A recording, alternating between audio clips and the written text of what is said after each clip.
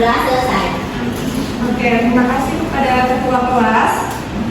Kita cek kehadiran dulu. Yulia, Hadir Bu. Ulanda, Hadir Bu. Winda. Hadir Bu. Oke, berarti semuanya hadir ya, Nanda semuanya. Iya Bu. Nah, untuk sebelum mulai pembelajaran, tolong keluarkan semua buku pembelajaran yang berkaitan dengan PKN dan yang tidak berkaitan tolong disimpan dulu ya, Anda. Baik Bu. Nah, agar pembelajaran kita lebih bersemangat, Ibu meminta kepada Winda untuk memimpin salah satu lagu nasional dari Sabang sampai Merauke. Boleh Boleh Bu.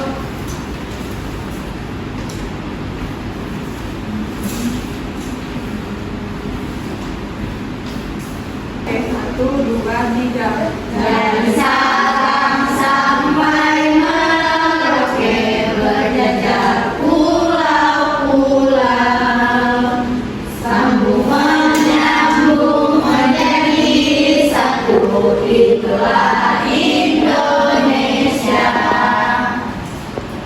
Terima kasih. Oke, terima kasih Winda. Nah, sesuai dengan lagu nasional tadi, yaitu dari Sabang sampai Merauke, berarti menunjukkan bahwa Indonesia merupakan negara yang memiliki berbagai seperti memiliki banyak kepulauan yang hingganya menjadi negara yang satu, yaitu negara Republik Indonesia. Nah, dengan materi kita hari ini yaitu Bhinneka Tunggal Ika, jadi Ibu ingin bertanya kepada Ananda semuanya, apakah Ananda pernah melihat perbedaan yang ada di lingkungan sekitar? Pernah Bu. Oke, salah satunya apa?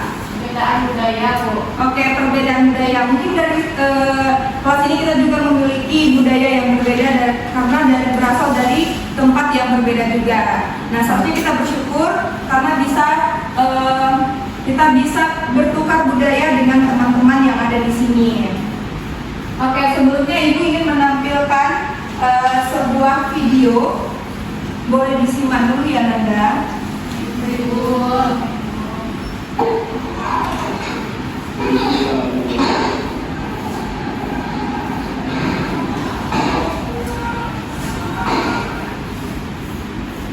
Pemirsa, situasi keamanan di Kabupaten Lumbia, Papua Tengah dilaporkan memanas setelah terjadi tindakan kekerasan terhadap anggota kepolisian di depan gereja Ebenezer atau GKI Wanimani yang berlokasi di Jalan Trans Papua, Kilometer 200 Wanimani, Distrik Kabu, Kabupaten Lumbia, Papua Tengah, pada Oke, dari video yang telah Ibu tampilkan itu menunjukkan adanya konflik kekerasan di Logia, yaitu di Papua Tengah pada 31 Maret. Nah, setelah menyimak video yang telah ditampilkan, itu ada pertanyaan yaitu mengapa perbedaan dapat menimbulkan konflik? Ada yang bisa jawab? Oke, Ririn boleh? Perbedaan dapat menimbulkan konflik karena setiap kelompok masyarakat itu memiliki pendapat, kepentingan, budaya, dan cara pandang yang berbeda. Jika perbedaan tersebut tidak disertai dengan sikap saling menghargai dan komunikasi yang baik, maka dapat menimbulkan kesalahpahaman, kecurigaan, dan juga saling sekali. Ya, benar sekali. Jadi konflik itu dapat terjadi ketika kita memiliki perbedaan pendapat. Namun itu bisa diselesaikan ketika perbedaan pendapat bisa kita musyawarahkan seperti itu. Nah, yang kedua, apakah konflik bisa dihindarkan dalam kehidupan bermasyarakat kita yang beragam? Oke, Winda boleh? Ya Bu, menurut saya konflik dalam masyarakat yang beragam tidak selalu bisa dihindari sepenuhnya Bu, karena perbedaan adalah hal yang wajar dalam kehidupan sosial. Namun konflik dapat dicegah atau dikurangi dengan cara menolak perbedaan secara bijak. Seperti itu Bu. Oke, berarti perbedaan sebenarnya bukanlah menjadi permasalahan kita untuk terjadinya sebuah konflik. Jadi kita harus bisa melakukan perbedaan itu menjadi keberagaman di dalam lingkungan kita, seperti itu. Nah, untuk pertanyaan ketiga, bagaimana cara kita menjaga kerukunan dalam perbedaan? Ada yang bisa menjawab? Oke, Ririn, silakan Ririn. Kerukunan dalam perbedaan itu menjaga dengan beberapa cara, yaitu saling menghargai perbedaan suku, agama, budaya, pendapat, dan juga menjaga kepercayaan yang baik jawabannya pada linia 3. Nah, jadi dari berbagai perbedaan-perbedaan, maka sebenarnya terjadi banyak banget konflik yang terjadi akibat perbedaan yang kita miliki.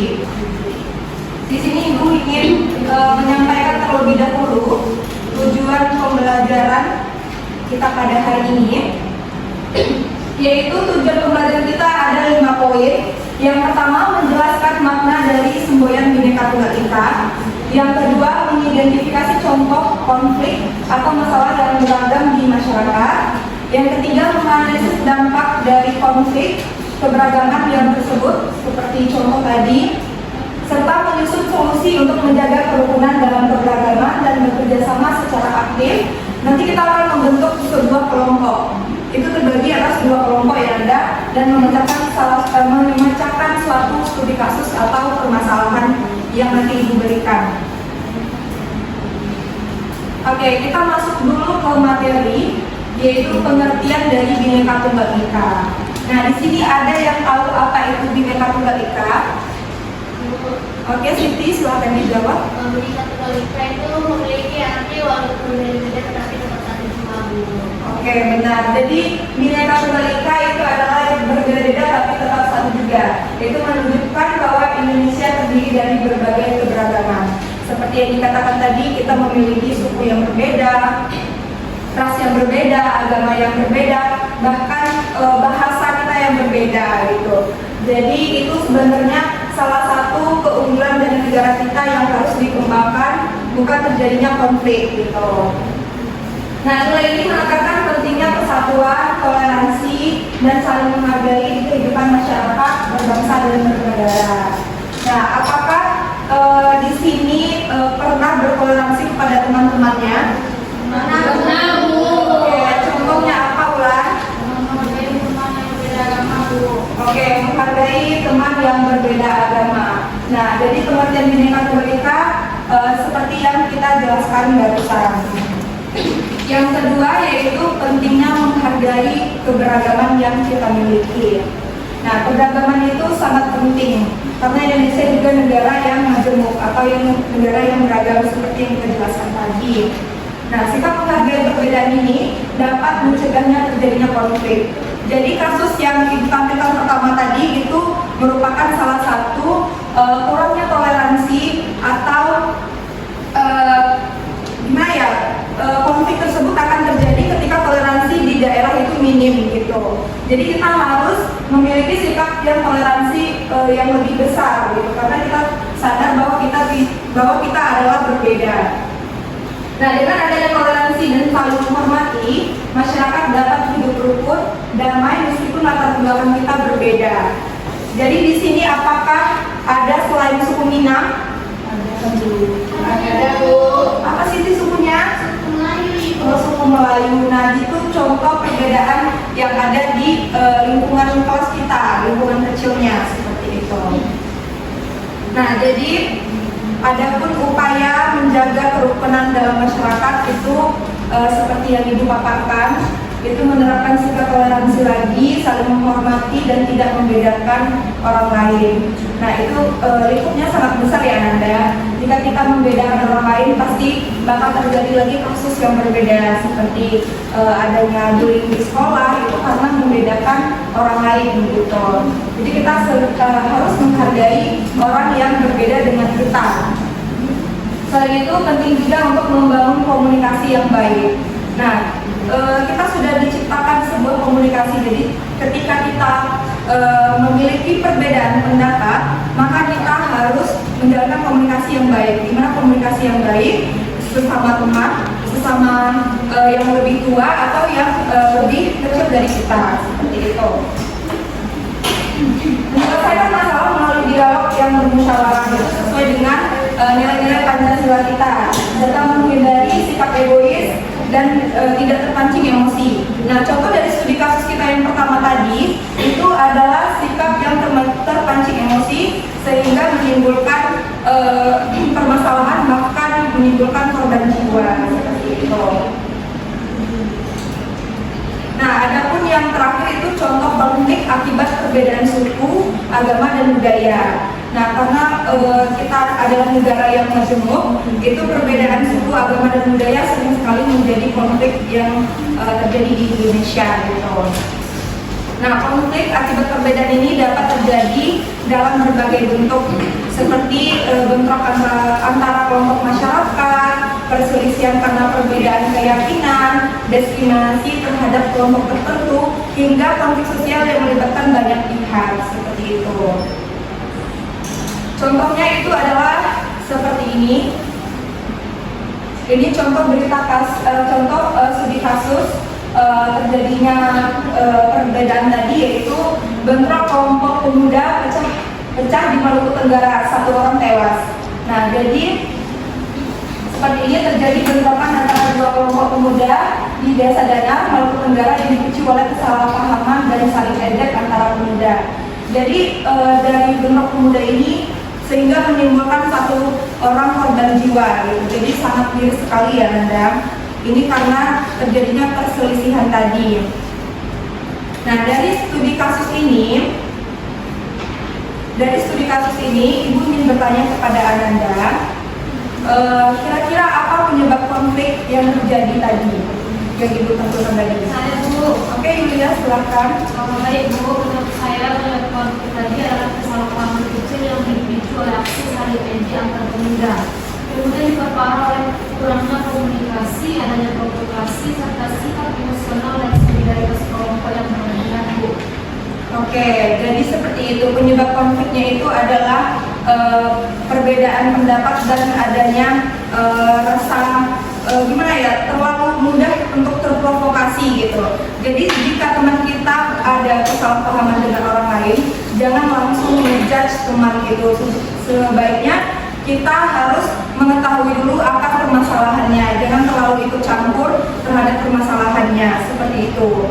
Nah, yang pertanyaan kedua, apa dampaknya bagi masyarakat? Oke, Bibi silahkan.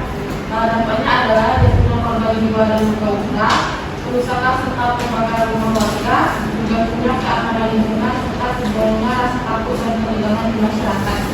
Oke, seperti itu dampak bagi masyarakat. Jadi sangat meresahkan ya Anda semuanya. Jadi selagi kita bisa saling mentoleransi, itu sebenarnya wajib. Baik dari kita sendiri, dalam lingkungan kita sendiri, dalam lingkungan keluarga, saling mentoleransi sesama anggota keluarga, teman, dan lingkungan masyarakat itu sangatlah penting. Nah, dari materi yang sudah Ibu sampaikan, apakah Anda ada yang ingin bertanya? Tidak. Oke, berarti sudah paham semuanya ya Nanda. Nah, untuk tugas selanjutnya sesuai dengan tujuan pembelajaran kita tadi, kita membagi 2 kelompok yang berdasarkan permasalahan atau video studi kasus. Yang pertama tadi yaitu bentrok di Papua. Nah, ini adalah lembar kerja peserta didik. Ibu menjelaskan terlebih dahulu tujuan proyek kita ini. Yang pertama yaitu mengidentifikasi konflik di Papua tadi, menganalisis penyebabnya dan dampak, menyusun solusi dan kerukunan. Nah, nanti diminta Anda untuk membuat poster untuk menampilkan ke depan. Jadi nanti untuk link videonya bakal Ibu kirim ke WA lagi untuk bisa dicermati kembali. Nah, ini dibagi 2 kelompok ya.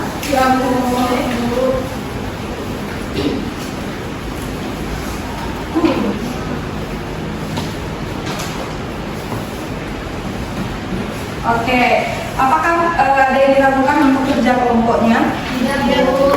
Yang di belakang aman? Oke, jika ada yang diragukan boleh ditanyain aja ya. Ya, Bu.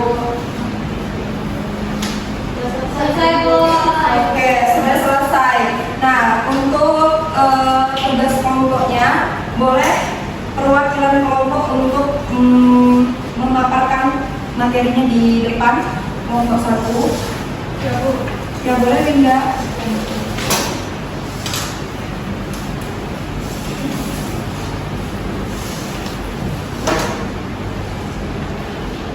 Baik, terima kasih Bu. Nah, di sini teman-teman saya perwakilan dari kelompok 1 akan memaparkan hasil diskusi dari kelompok kami, yaitu terkait kasus kekerasan di Dogigai, Papua pada tanggal 31 Maret 2026. Nah, di sini teman-teman saya dan rekan-rekan saya itu membuat poster bisa dilihat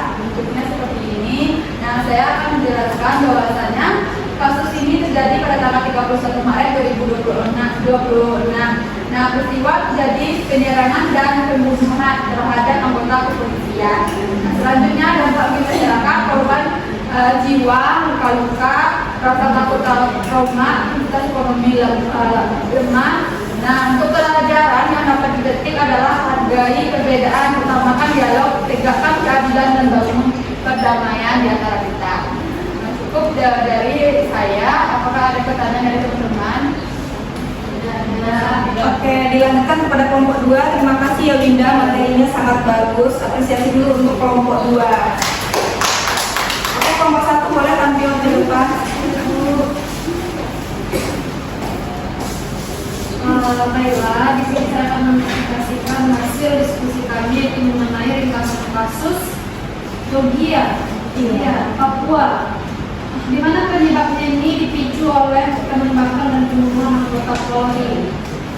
Kemudian dampaknya itu korban jiwa dan luka, kerusakan fasilitas, pembangunan ekonomi lumpuh.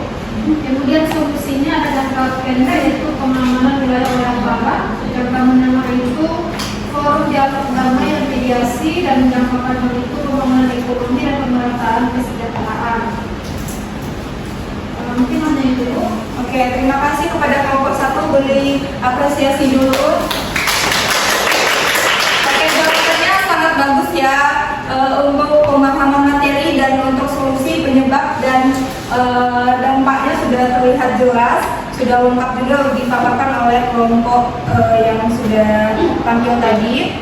Jadi dari kasus yang kita bahas itu belajar bahwa kekerasan bukanlah solusi, karena justru menimbulkan dampak seperti adanya korban jiwa tadi. Nah, jika dikaitkan dengan Bhinneka Tunggal Ika ini, konflik menunjukkan belum optimalnya penerapan nilai persatuan, toleransi, dan keadilan. Padahal kan perbedaan tadi seharusnya bisa menjadi kekuatan kita untuk bersatu ya. Nah, oleh karena itu kita harus menerapkan sikap saling menghargai dan menjaga persatuan yang ada di negara kita gitu. Nah, untuk yang terakhir itu ada refleksi dari Ibu dari pembelajaran kita hari ini. Pembelajaran kita hari ini, apa menurut Ananda yang paling penting dari pembelajaran kita hari ini? Oke, Septin boleh. Baik, Ibu, refleksi dan kesimpulan pelajaran hari ini adalah bahwa Bhinneka Tunggal Ika menunjukkan bahwa meskipun masyarakat Indonesia memiliki banyak perbedaan, kita tetap harus bersatu sebagai satu bangsa. Nilai-nilai seperti toleransi, kerjasama, saling menghormati, dan musyawarah sangat penting untuk diterapkan dalam kehidupan sehari-hari. Dengan menerapkan nilai-nilai tersebut, kita dapat menciptakan kehidupan yang rukun, damai, dan harmonis di tengah keberagaman. Oke, berarti keberagaman adalah suatu anugerah bagi kita ya, Septi. Nah, untuk yang kedua, bagaimana cara Anda menjaga kerukunan dalam kehidupan sehari-hari? Oke, Ulan, boleh dijawab. Dalam menjaga kerukunan dan keberagaman dengan menggunakan toleransi pada perbedaan dan keberagaman Oke, terima kasih Ulan dan Septi telah menjawab pertanyaan ini. Semoga pembelajaran hari ini bisa bermanfaat ya. Nah, untuk yang terakhir, siapa yang bisa menyimpulkan pembelajaran kita hari ini? Saya, Bu. Oke, Sonia, silakan disimpulkan pembelajaran kita hari ini. Bhinneka Tunggal Ika mengajarkan bahwa masyarakat Indonesia memiliki banyak perbedaan dalam suku, agama, ras, budaya, dan bahasa. Seluruh perbedaan tersebut harus tetap dipersatukan dalam satu kesatuan bangsa.